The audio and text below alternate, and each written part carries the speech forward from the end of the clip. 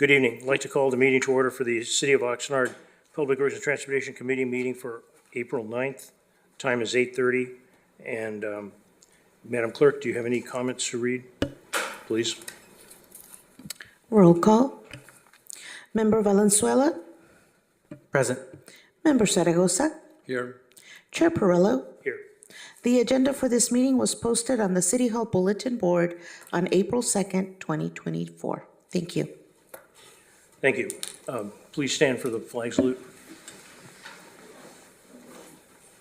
January Hart, ready to begin. Pledge allegiance to the flag of the United States of America and to the republic for which it stands, one nation under God, indivisible, with liberty and justice for all. Thank you. First item on the agenda, Madam Clerk, I see no speaker cards, but do we have any public speakers that want to comment? Chair Perillo, we do not have any speakers at this time. Thank you. Thank you. Thank you very much. Moving to the next item on the agenda, consent, C1, City Clerk Department, subject to approval of the minutes. The recommendation of the Public Works and Transportation Committee approve the minutes for March 26, 2024, regular meeting as presented. Member committees, do we have any changes, recommendations, additions? I don't. Okay. You? Move approval. Okay. Are there any speakers on this, Madam Clerk?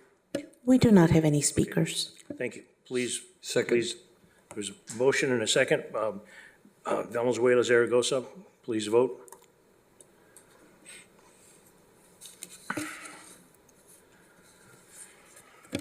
Motion carries 3-0. Thank you very much, Madam Clerk. Next item on the agenda, D1, reports. Public Works Department, Agreement 324-00411 with NATEC, it's NATEC International Incorporated, for safety training services for the Public Works Department.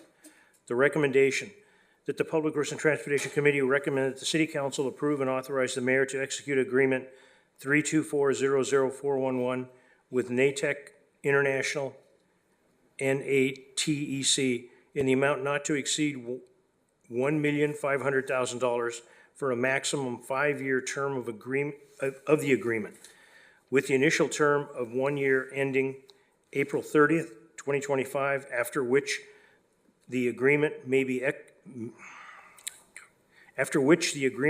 extended for 4 additional 1-year terms, ending April 30th, 2029, for safety training for the Public Works Department.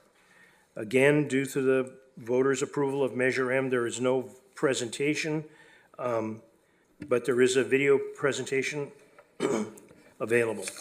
Do we have any speakers on this item, Madam Clerk? Chair Perillo, we do not have any speakers on this item. Committee members, do we have any comments, questions? Yeah, the question I have is for Michael or whoever's in charge of this. Is this for all the divisions of Public Works? Good evening, Mayor, Chair Perillo, and Member Valenzuela, Michael Wolf, Director of Public Works. We do have our Occupational and Safety Administrator, Esteban, here, but I'll answer the question in general.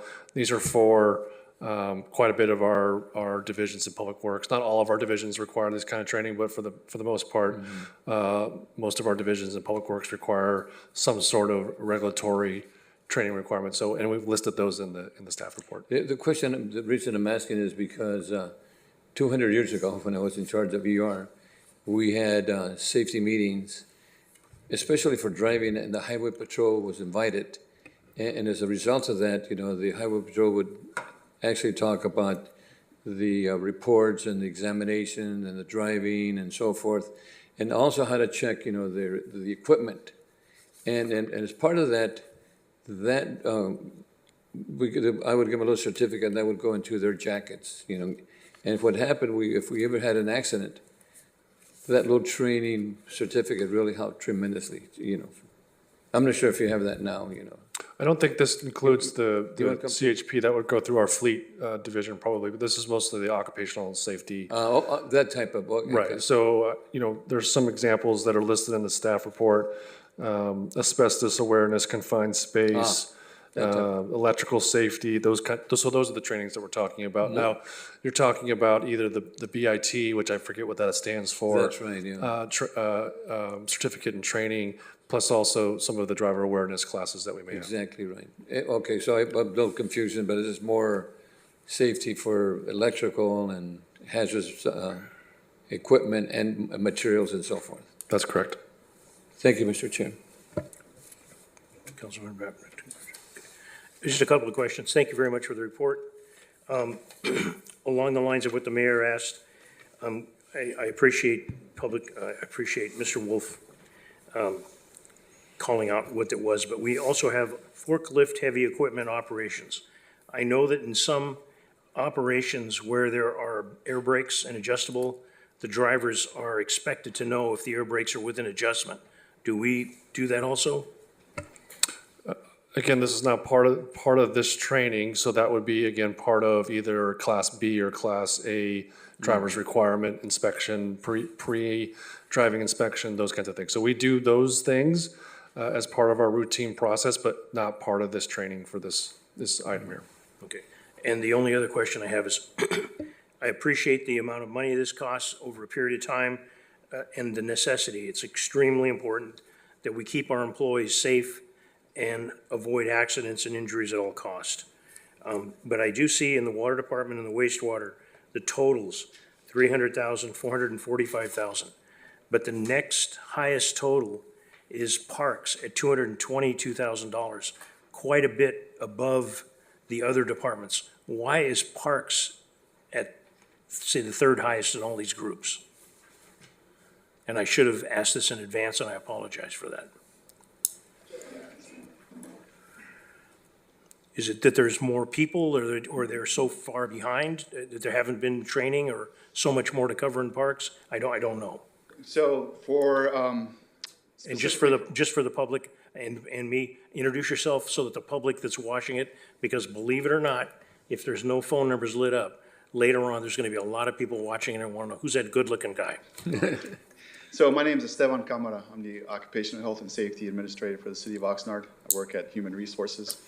And reason for parks having such a high cost is that they have a varied operations. They have people working tree work, they have commercial drivers, they have, they do some confined space, they would like some asbestos handling training. So they have a broad range of courses. They do have less people, and that's why there's a large cost of their operation. Will this cost be used simply for city employees? The two contracts that we have for landscaping, will they also go through this training? No, it's only for city employees. Okay, that answers my questions. Thank you very much. Any further comments? And no, quick question. And so then the contractors, they have their own training, and is that probably part of the contract, you know, so make sure that those employees don't get hurt either and then come back to the city? Our contracts typically require quite a bit of requirements that they meet all regulations, which would be OSHA regulations. So they have to follow the OSHA requirements, same thing that we have to do. And OSHA requirements are really important. Correct. And they would have an II, what's the term? again? IIPP? Yeah, they would have their own IIPP, they would have their own safety program. So they would run their own program for their own employees. Yeah. Great. Yeah, thank you, Mr. Chair.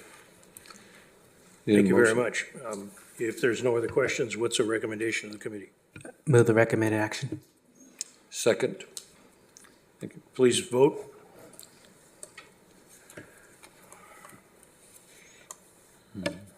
Motion carries 3-0. Thank you very much, Madam Clerk. The next item on the agenda, D2, under reports, the subject tree program landscape standards update. This is an item that's been long awaited. The recommendation that the Public Works and Transportation Committee receive and file an update on the citywide tree program and landscaping standards. Again, due to the voters' choice of Measure M, there is no pre-recorded presentation. Highly recommend that the public take a look at it. And if are there any speakers on this, Madam Clerk? Chair Perrello, we do not have any speakers on this item. Okay. Thank you very much. Do the committee members have questions? So the question is, what's the name of the urban forest? And what 50 some, Steve, what we have about 58,000 trees and so forth? Is that part of the tree program? It includes also landscaping? Mayor Zaragoza, Chair Perello, and Committee Member Valenzuela. To answer your question, the part of the urban forestry grant that is identified in this report will be for doing a full assessment. We recently just was awarded just under $1 million to do an assessment of all these trees as well as an inventory. So at our current count, we're somewhere in the 48,000 number of trees, but like I said, with the new urban forestry grant, we will be doing a complete inventory citywide. And I understand also, Steve, I think in the past that you have in a phase approach where you do X trees on a phase type approach, not in a per neighborhood. Is that correct? So in reference to the 5-year grid pruning cycle, There that you is go. correct. That is the program that we put together 3 years ago. Our first year, what we wanted to do was focus on the arterial street trees, get those in safe and manageable condition, and then start working each year for the remaining 4 years of the 5-year cycle. And then it was to make a determination, where do we start? We just simply said, we're gonna start on the east end of the city and work our way to the west. So we are in the 3rd year of our 5-year grid pruning cycle. And in the Measure M video presentation, there is a map showing in green the amount of trees that have been completed to date, the amount of trees that'll be completed within the next 2 months, and then the amount of trees that'll be completed at the end of this 3rd fiscal year. And Mr. Chair, the other, I'm sure that all of us get, other than the cycle and so forth, somebody calls up and says, my tree's falling apart or fell over the truck or car, then you have an exception or exemption for those, other than the phase approach, to take care of those particular trees that are causing harm to either somebody's property or car or on the street? Correct, Mayor Zaragoza. We actually have 2 different contracts working simultaneously. One of them is grid pruning only. So that's the one that's taking the bulk of the routine tree services on the 5-year cycle. But then we have on-call tree services. And then we have internal staff, currently 3 people internally who take care of those calls that you are referring to. So those are the one-off. We have a wind event, or That's right, just yeah. we get a call from a resident through our 311 system. And so our city arborist will go out and assess the tree. If it's down or if it needs corrective pruning, we'll either use the on-call service or we'll use our existing staff. I'm going to share something over in my neighborhood. There was a tree down on Holly, right between Holly and Bevra. And my neighbor called up, he says, Mayor Zaragoza, what happened? There's a tree, blah, blah, blah. By the time I came back, it was gone. He said, you see, we took care of it. Whoever did it, thank you. But that's the kind of service that I think is important. And people call up because almost half of the tree came down. It just split, so. Yes, And so, thank you, Mayor Zaragoza. One of the things I'd like to acknowledge with that particular incident, that just happened like a week or 2 ago. That's right. As these calls come in, some people are just requesting specific that they want the tree looked at. But there are times when we get a call like that, we go out there immediately and we see that this is a tree emergency and requires immediate action. So we have a constant list of trees that need work, but the priorities are always changing with hazardous trees and immediate needs going to the top of the list. And that was a case where this one was definitely needed to be addressed that day. So thank your crews, Michael, that kind of service is really, great, So thank you guys for that, Steve. And to add on to that, to go one further, that was a large enough emergency that city staff decided to address that and not utilize the on-call services. On-call services, sometimes there's still a delay. They might be working on other projects somewhere else in the city. So that was where city staff just redeployed to that location. Thank you. Good job. Thank you, Mr. Chair. I guess the only question I had is, can we expect any delays with the 5-year plan due to any of the bond litigation that's currently taking place with the city of? As a result of what I lost, Of any bond litigation that will like interfere with us like having money for this tree pruning? Committee Member Valenzuela, no, this is not associated with any of the bond proceeds. This is all general fund and funded. We are currently on schedule, if not ahead of schedule, so I would rather underpromise and underdeliver. So right now, we are on track for our 5-year grid pruning. Thank you. And to go back to the map that's on the Measure M presentation video, for those who want to watch it, it is highlighted in red the remaining areas of the city that will be done within years 4 and 5 at the end of this fiscal year. And Mr. Chair, I want to qualify the answer on my street. You didn't do it because I'm the mayor, it's because you do that regardless. Regardless, any tree that is deemed a safety hazard that needs That's immediate right. attention, we respond to. I just wanted to qualify that. Thank you so much. Thank you very much. I appreciate the report, Mr. Howland. I appreciate the video and stuff. Just a few questions. I'd like to point out, just reading from the report, one of the issues is the last comprehensive inventory done of the trees was 15 years ago. And if we can all try to look at ourselves 15 years ago, I know that I put on weight, gotten grayer hair, saggier wrinkles and everything else. And if we don't look at ourselves, let alone the trees, we can be surprised with what we find. And that's why the size of the contract, the amount of time, and the value that this is costing the city of Oxnard is extremely impressive. But again, extreme deferred maintenance is the cause of it, way before anybody here was involved. The second thing is, I will tell you that having driven through areas where the tree trimming, where the grid pruning has happened, has made a tremendous difference. And as the days get longer, I don't notice it as much, but when the days were shorter, you'd go through in the early evening, it was like, my God, the lights are still on because there was so much more light, the trees had been lifted up, and it's made a tremendous difference. It looks like a new neighborhood. I'd like to just point out a couple of things for the residents. We have various groups of the trees. We have Parks Division trees, we have Special District Division trees, we have landscape standards.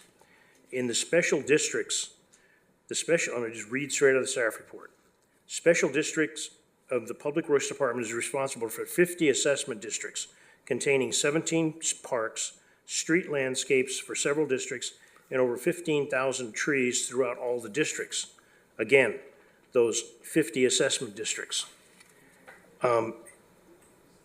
Because of the Prop 218 passed in 1996, there are certain things that we can and can't do with respect for paying for things to have done without going through the requirements of this Prop 218. And those are some of the things that, in my opinion, tie the hands of the city from jumping up, taking care of everything as easily as we can. And I wanted to share and thank the people that put together this. And also one other thing, it isn't just the people, ladies and gentlemen, that are sitting up here or sitting in the audience. There's a lot of people involved in putting these reports together. I'd like to give them a round of applause for all the work that they do. But I'd like to bring one other thing that is near and dear to me. I grew up on ranches. Eucalyptus trees were all over the Oxnard Plains. There is a very good, detailed story here about eucalyptus trees and the issues and the amount of trees that we've taken down. And I'm very impressed. I hope that when we do a detailed thing, or when we come back and this comes to council, we can also get somewhat of a discussion into palm trees. Because in talking to other people in the city, the amount of claims for damages from palm fronds falling off, hitting cars, or causing incidents in traffic lanes has been tremendous in the city of Oxnard ever since they've been here. They are not native, which is similar to the eucalyptus trees not being native, and I believe that sometimes somebody will have to bite the bullet and decide, do we want to go with continue servicing them? We don't even have the equipment to get to the top of some of these. We have to get special equipment. I think I'm correct on that, to get to the very top of the palm trees to trim them. So I believe most of our palm trees are trimmed by our contractor. Is that correct, Steve?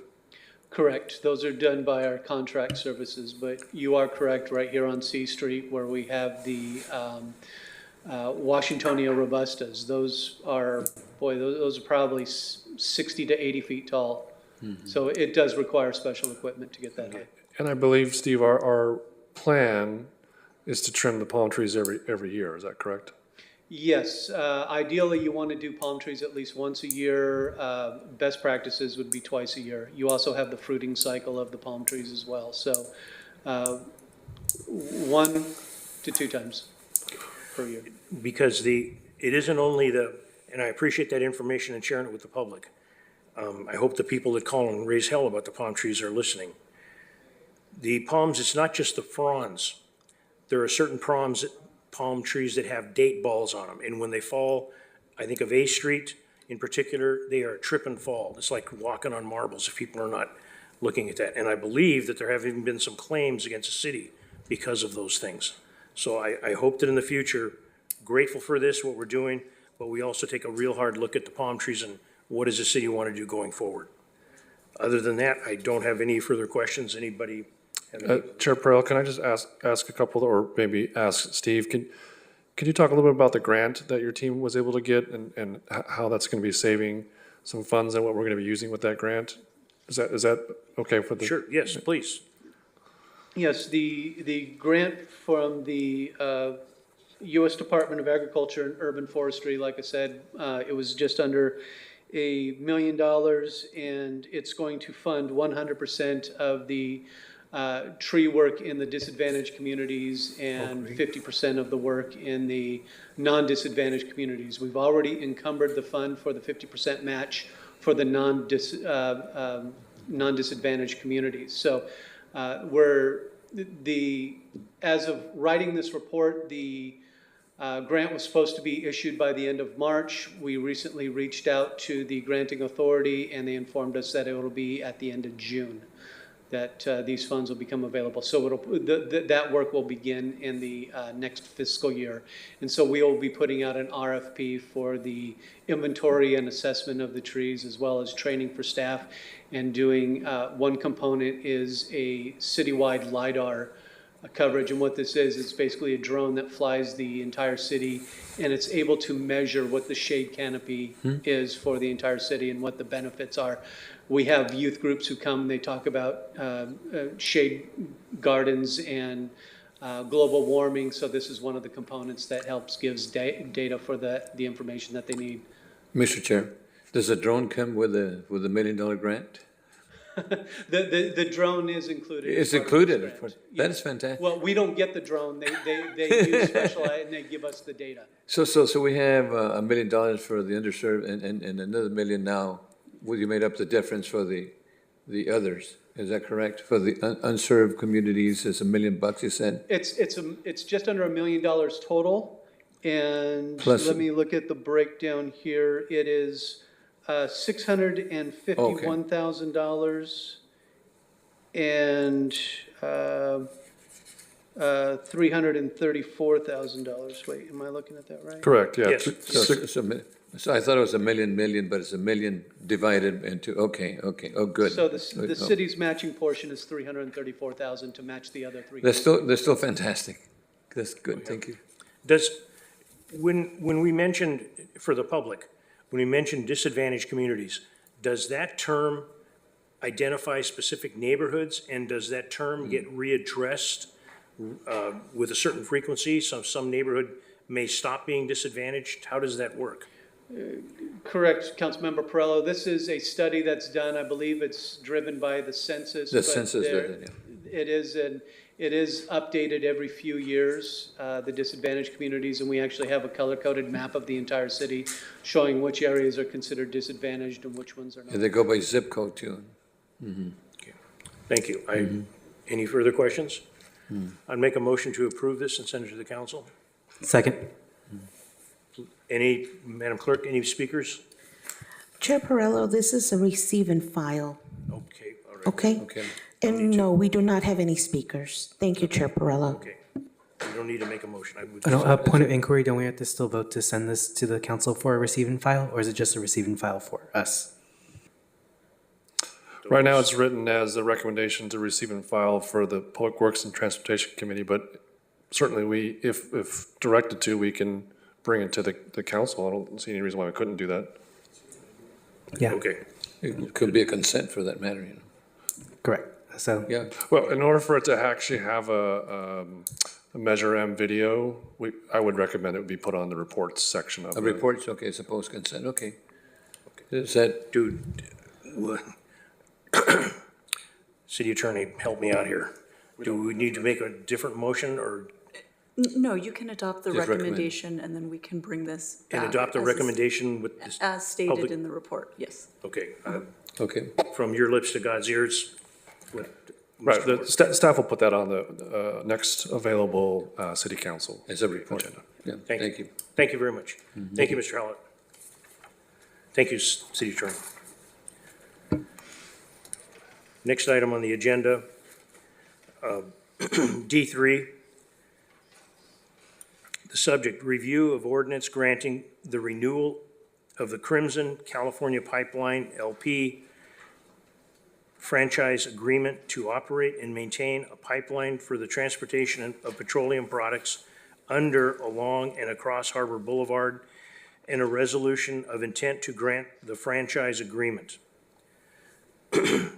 The recommendation that the Public Works and Transportation Committee review and recommend that the City Council adopt a resolution of intent, ROI, to set a public hearing to introduce an uncodified ordinance granting the renewal of Crimson California Pipeline LP franchise agreement to operate and maintain a pipeline for the transportation of petroleum products under and along and across Harbor Boulevard. Again, due to Measure M, its approval by the voters, there is not a presentation here. I think it is well worth the public taking a look at that presentation. But there will not be a presentation at this meeting. Madam Clerk, do we have any speakers on this item? Chair Perrello, we do not have any speakers on this item. Thank you. And before we ask, I'd just like to get one clarification. The term uncodified ordinance, in plain English, what does that mean? So that would mean that it's just not included in the city code. So it's an ordinance, but it's not going inside the city code. Does that put the city at any risk? No. Okay, okay. Any questions? The question I have, you know, I think the important thing is gonna be under the road as opposed to above the road, you know, we don't have to cut up the road to lay that pipe across harbor, which I think is good, number one, and along the road according to your report. The question is, potentially, how do we, if we have a leak, how do we detect that? How, you know, Michael?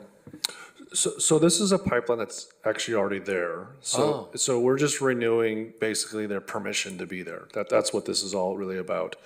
The pipeline's been there for close to 40 years, does that sound right? 41. Correct. Yeah, 40 years. So the pipe's already been there, it's being used. This really, again, is just giving them authority and permission to use our right-of-way, and then we get fees associated with that. And so the second part of your question is about inspection, maintenance of that utility. So that falls on the utility provider, just like if it was Edison or the gas company or telecommunications. So they're responsible for their own utilities. Even though they're within our right-of-way, they have the requirement to maintain them. They have a requirement to get insurance, those kinds of things.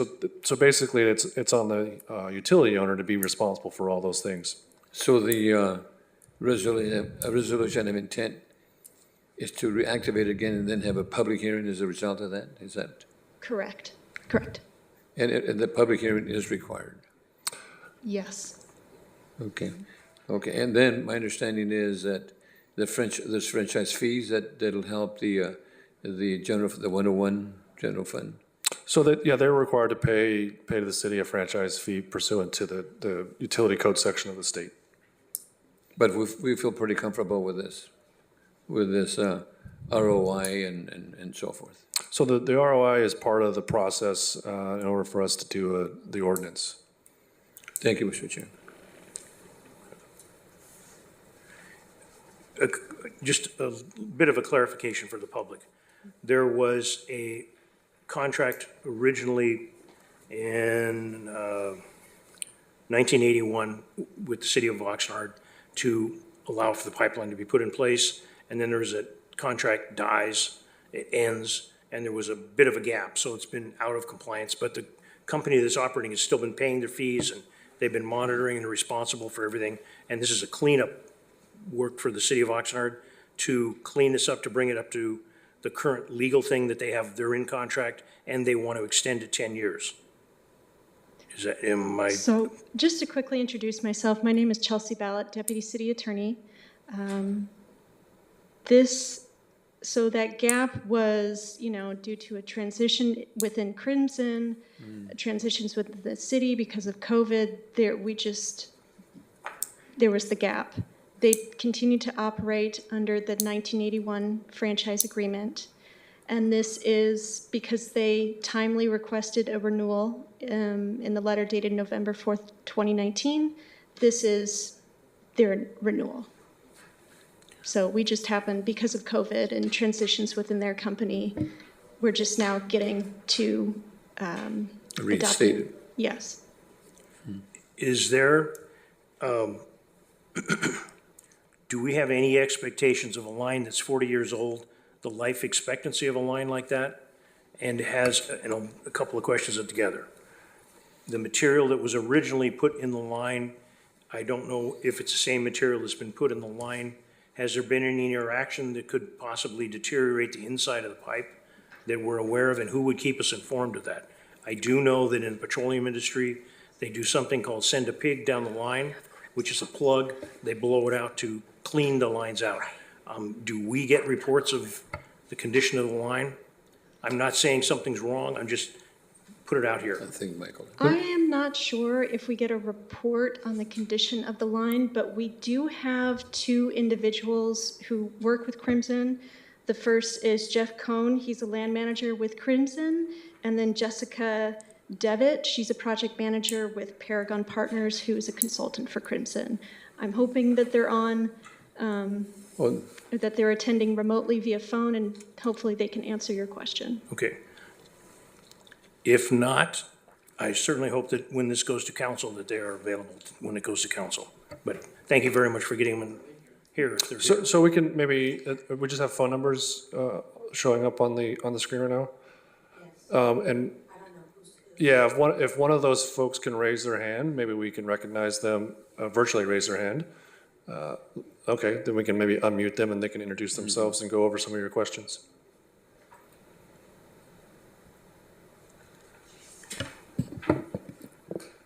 Hi, this is Jeff Cohn from Crimson Midstream. Thank you for being here. Thank you. Oh, my pleasure. So if I understood the question is, does the city of Oxnard receive reports when we pig a line? I don't know the answer to that question, frankly. And the condition of it. Does the city of Oxnard get a report as to the normal life expectancy industry-wide for a type of line like is here and the products that are in it, transported in it? Councilmember Perillo, can I interject? That type of information is not part of the franchise agreement, so any reports as to the condition of the line based on the pigs that they send down that clear out the line and I guess inspect the condition, that would go to a state or federal agency.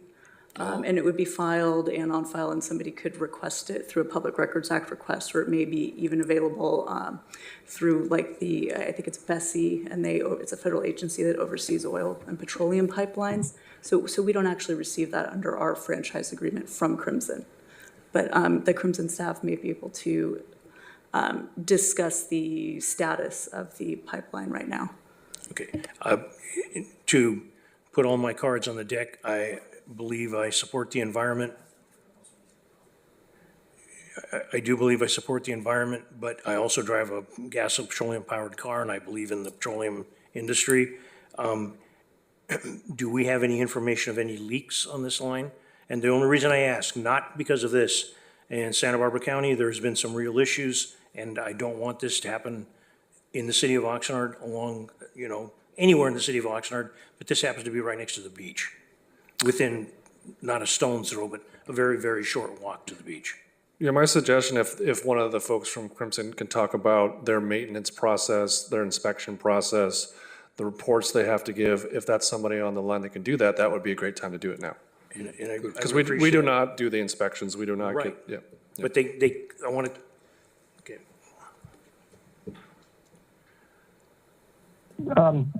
This is Jeff Cohn. Can you hear me? Yes. Yes. Oh, great. Okay, so I can say that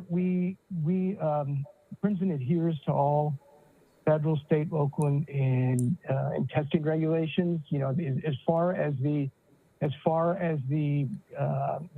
status of the line, I'm not aware of any leaks or anything like that. And as far as maintenance goes, we maintain the lines. We inspect 26 times a year for the line. Do valve inspections twice a year. So we are focused on making sure that we're aware of the status of the line. Thank you very much. That clears up a lot of things, and I do totally believe that your company does not want any problems with the pipeline, just as the city of Oxnard. These are not meant as accusatory questions. I just wanted to get them out into the public. Appreciate your responses, and I hope that you do come to the council meeting. There may be others on the council or members of the public that have questions. You've answered, I believe, all the questions that I have, and I appreciate the city taking the time to get this so that we'll be in compliance. And Mr. Moore. So Chair Perrello, if you don't mind, while we have them on the line, we could just ask them to send us a copy of their most recent reports. We can certainly have those available Sure. once they get sent to us. As you heard from our Public Works Director, Mr. Wolf, can you please send us a copy of your most recent reports to the City of Oxnard Public Works or City Attorney's Office? Sure. I can work with the team to get those reports and send them over to you. Thank you. Thank you very much. Greatly appreciated. Good point. City Attorney, have any questions or? Okay. No. Just want to make sure that clear that it's the maintenance reports that you're looking for. Mr. Wolf? Yeah, that's correct. Anything that has to do with the quality of the pipeline, the inspections, the maintenance records, things like that. Okay, thank you. Good. Thank you very much, and anybody else have a question? Yep. I have no other questions. Thank you very much for attending the meeting and helping us out here. Move the recommended action. Second. Please vote.